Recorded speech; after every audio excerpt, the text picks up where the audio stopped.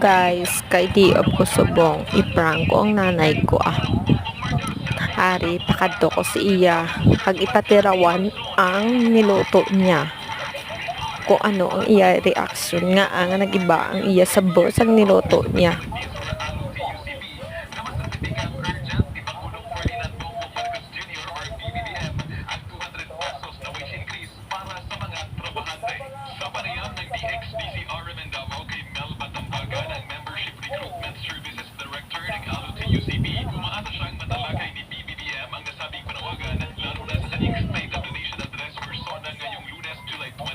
Ayon kinampagan ang isinusulong ng TUCP party list na House Bill number 88 for ang 200 pesos wage increase ay umabot sa third reading sa 19th Congress. Pero bigo pa rin itong naisabatas. Kaya naman nananawagan ang grupo na mabigyang pansin ng Pangulo ang kanilang sigaw, lalo na lumabas sa survey na pumapangalawa ang wage increase sa mga nais ng taong bayan na mabigyang solusyon ng administrasyon para sa 2025 kasama sa DXDTR and Davao Ranjuman.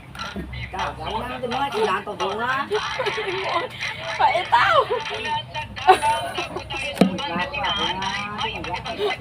May panawagan sa susunod ng Pangulo. Ay, mait.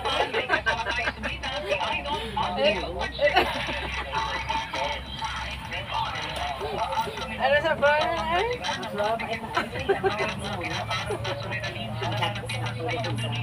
Hindi mo ay! Kaunta ha! Yung support na! Ano